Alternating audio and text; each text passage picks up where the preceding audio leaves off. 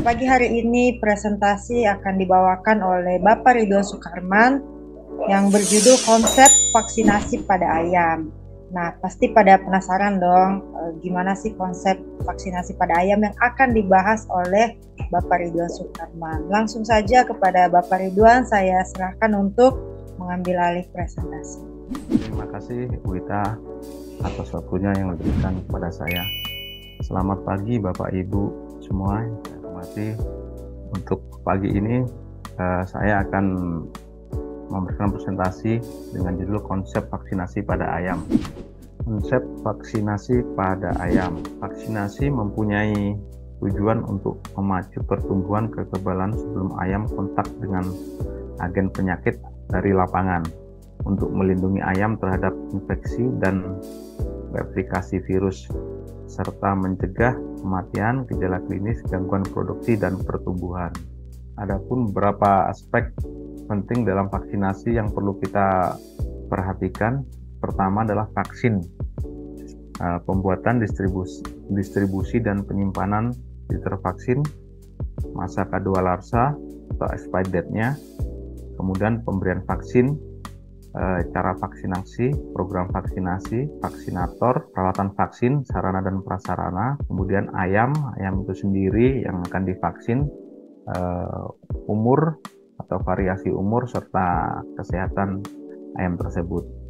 Kemudian untuk lingkungan letak peternakannya ya, kemudian sistem perkandangannya, sumber air minumnya, amonia, debu, dan temperatur dan kelembapan di farm tersebut. Untuk pakan, kandungan nutrien dan pencemarannya. Kemudian vaksin yang akan dipakai juga perlu dikontrol mengenai penyimpanan di lemari es, bukan di freezer ya, di suhu berkisar antara 2 sampai 8 derajat Celcius. Kemudian untuk expired date-nya yang perlu kita perhatikan juga.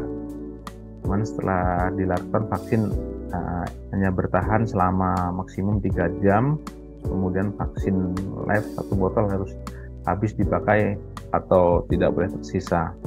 Dan kemudian untuk sisa vaksinasi botol itu kemudian kita bakar atau dikubur, mungkin seperti yang telah dipresentasikan sebelumnya.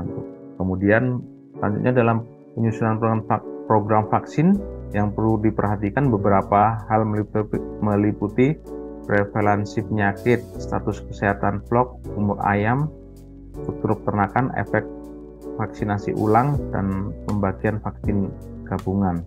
Setelah program vaksinasi berjalan, maka perlu dilakukan evaluasi atau uji titer secara periodik untuk mengontrol program vaksinasi.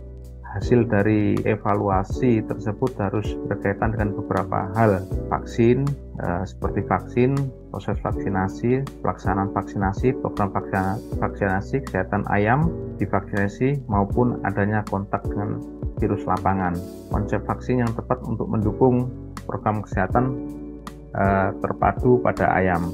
Lanjut, Mak. Nah, ini mungkin salah satu contoh program vaksinasi ya, yang tidak menutup kemungkinan ada perbedaan dari Bapak Ibu semua sesuai dengan kebutuhan atau yang cocok pada farm yang biasa dipakai di farm tersebut. Mungkin seperti umur sehari, mungkin ada dimasukkan Marek, NDIP Live, dan IBD yang biasanya yang sekarang sering dilakukan vaksin di hatchery ya, dan tidak menutup kemungkinan juga memang yang di hatchery tersebut hanya Marek saja. Mungkin untuk vaksin NDIB dan IBD dilakukan semuanya di farm. Untuk yang 5 hari biasanya pakai IP Olvac, 14 hari IBD. Biasanya kalau divaksin di hatchery, mungkin ada rekomendasi memang tidak usah divaksin kumburu ulang karena sudah divaksin, tapi ada juga yang tidak mau mengambil resiko, masih ada kekhawatiran, maka akan dimasukkan di di 14 hari atau 15 hari. Kemudian clone, anti-clone atau ke Biovac Plasota, terus kemudian 35 hari NDAI sama Biovac LSA, atau enggak AI saja dengan Biovac LSA. Kemudian 45 hari Corisa JJLvac 3. Kemudian di 52 hari vaksin SAS jika memang diperlukan. Kemudian Biovac Plasota di 60 hari.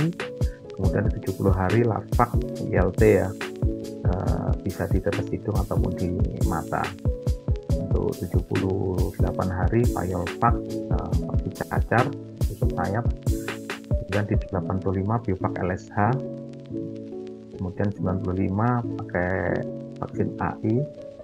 Terus di 105 hari vaksin triple all VAC A plus B. Di 125 hari Corisa JJLvac 3. Kemudian dilanjut dengan 118 hari Biovac Plasota. Kemudian biasanya ada penambahan di produksi di 30% atau 25%, itu kita masukkan IB-Olvac atau NDIB-Bil. Kemudian dilanjutkan mungkin dengan Revac atau nanti ada Revac AI lanjutan sesuai dengan kebutuhan di farm tersebut. Terima kasih. Itu sedikit presentasi dari saya. Mungkin ada masukan dari Bapak Ibu semua. Saya persilahkan. Saya kembalikan lagi ke Ibu Ita. Ya, terima kasih Bapak Ridwan Sukarman atas presentasi yang disampaikan tentang konsep vaksinasi pada ayam. Bapak Ibu audiens, mungkin ada yang mau ditanyakan kepada Pak Ridwan atau ada yang mau ditambahin juga sebagai ilmu baru bagi kita semua. Saya persilahkan. Adakah yang mau bertanya? Iya Bu, izin bertanya Bu. Ya, silahkan Bapak Zikri. Baik, untuk saya Zikri dari Lampung. Izin bertanya, untuk bagaimana cara menginisiasi untuk peralihan vaksin yang memang sebelumnya dari kompetitor, nah mau dialihkan ke kita untuk program vaksinnya itu apa saja Pak yang perlu diinisiasi? Misal kayak treatment antibiotika ataupun apa yang perlu dipersiapkan itu Pak, biar nanti program vaksin yang dengan produk kita tuh bisa lebih aman gitu Pak. Mungkin itu saja yang bisa saya tanyakan. Ya, terima kasih Pak Zikri dari Lampung ya. Terima kasih atas pertanyaannya. Inisiatif peralihan vaksin dari kompetitor ya untuk pindah ke vaksin kita. Ya mungkin yang pertama ya seperti untuk pemberian antibiotik kemungkinan hampir sama ya dari kompetitor juga maupun dari kita, seperti waktu DOC, seperti datang DOC untuk melakukan mungkin kalau kita biasanya pakai metabolase ya, vitamin anti-stres, elektrolit, kemudian dilanjutkan dengan antibiotik. Terus untuk vaksin itu sendiri selama tidak ada masalah kendala di farm tersebut, sebaiknya kita mengikuti aja, maksudnya jadwal yang biasa farm tersebut pakai gitu. Jadi kita tidak ada, kalau jika ada permasalahan mungkin kita akan seleksi lagi, maksudnya seleksi kita lihat pilah lagi yang sering outbreak atau gimana di farm tersebut, maka kita akan sesuaikan dengan vaksin yang kita ada dan menyesuaikan biar tidak terjadi outbreak lagi di farm tersebut. Itu aja Pak Zikri. Oh iya, baik Pak. Baik, terima kasih Pak untuk jawabannya Pak. Sama-sama Pak Zikri. Boleh saya menambahkan Pak? Iya Bu, silakan Ibu Prihatmi. Pak Zikri, mungkin untuk peralihan itu kita bisa lihat harga full program dia berapa, mungkin bisa kita tawarkan. Itu aja. Kita bisa cari, mungkin kita kasih lebih murah sedikit dibandingkan dengan dia yang punya, yang udah pakai sebelumnya. Itu kali tambahannya Pak. Oh ya, baik. Terima kasih Bu. Ya, terima kasih pertanyaannya Pak Zikri, tambahan dari Bu Pri dan jawaban dari Pak Ridwan. Bapak Ibu yang lain masih ada yang mau ditanyakan? Baiklah, kalau tidak ada pertanyaan lagi, terima kasih Pak Ridwan. Saya persilahkan untuk boleh menyimpulkan materi presentasinya pagi ini. Terima kasih dari presentasi saya hari ini, konsep vaksin pada ayam. Jadi kita akan melakukan vaksinasi, program vaksinasi dengan tepat guna supaya kedepannya kita tidak ada mengalami kendala atau masalah di farm tersebut, sehingga produktivitas dari farm tersebut bisa optimal. Maka kita harus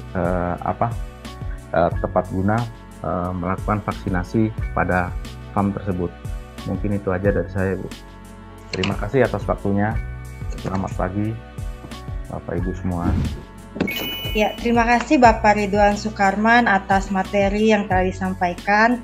Terima kasih juga Bapak Ibu audiens yang sudah berkenan ikut serta dalam presentasi pada pagi hari ini. Semoga apa yang telah disampaikan Pak Ridwan boleh menjadi ilmu baru ya, jadi bekal juga buat Bapak Ibu semua di lapangan dan terkhusus untuk langganan-langganan kita di lapangan. Itu saja presentasi pada pagi hari ini. Saya tutup dengan satu pantun. Pagi-pagi minum teh hangat, tidak lupa minum teh goreng. Bapak Ibu yuk tetap semangat, jangan lupa usaha disertai sembahyang. Salam sejahtera bagi kita semua.